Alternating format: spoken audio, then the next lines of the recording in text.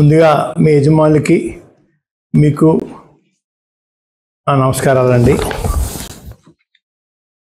ఈ మధ్య మా కుటుంబంపై ఓ కుటుంబం దాడి చేస్తున్న సంగతి మీకు తెలుసు.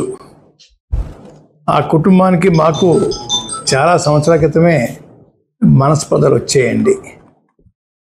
అంత మాత్రంగానే ఆ సంబంధాలు ఉండి గత సంవత్సరం నుంచి పూర్తిగా దూరం అయిపోయామండి. రాకపోకలు పూర్తిగా స్తంభించిపోయాయండి. అయ్యా, మమ్మల్ని నిత్యం టార్గెట్ చేస్తూ ఉన్నారు. బిందులు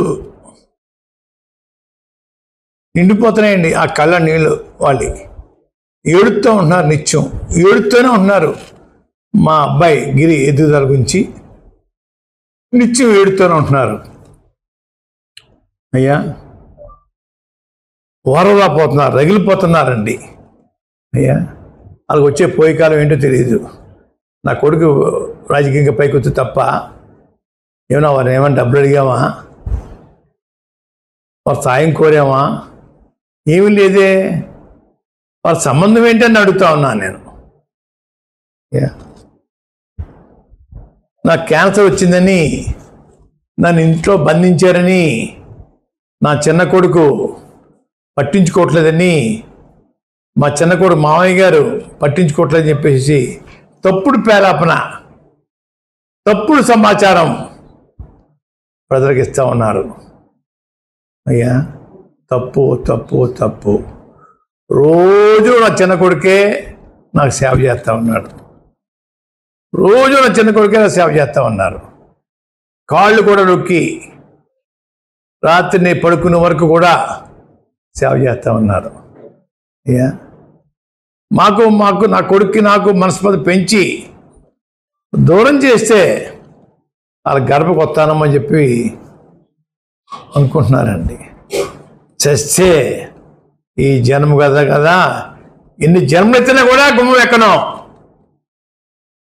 ఆ గుమ్మం ఎక్కడం కోసం నాకు, నా కొడుక్కి, మా వీంకుడు శివాజీ గారికి మనస్పర్ధ పెంచడానికి ప్రయత్నం చేస్తూ ఉన్నారు. అది ఆపండి, తప్పు. ఇటువంటి కుళ్ళు రాజకీయాలు, కుళ్ళు మనస్తత్వాలతోటి ఎంతకాలం జీవిస్తారని అడుగుతా ఉన్నా నేను. మీకు నాకు సంబంధం ఏంటి? సంవత్సరం కాలం నుంచి మీకు మాకు రాకపోకలు లేవే. ఎందుకు నా గురించి ఎడుతూ ఉన్నారు మీరు? బిందులు కళ్ళ నీళ్ళు గచ్చేస్తా ఉన్నారే. నా కొడుకు రాజకీయాలు రావటం వాళ్ళకి కంటికి చూడలేకపోతున్నారు, ఆ కంటితోటి. ఇంకో మాట చెప్తున్నాను,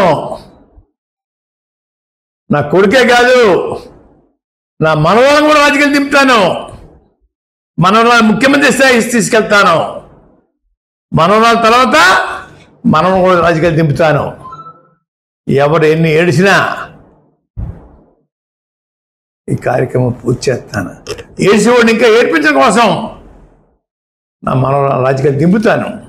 ముఖ్యమంత్రి స్థాయికి తీసుకెళ్తాను. మనవరాలని మనం కూడా తీసుకెళ్తాను రాజకీయాల్లోకి.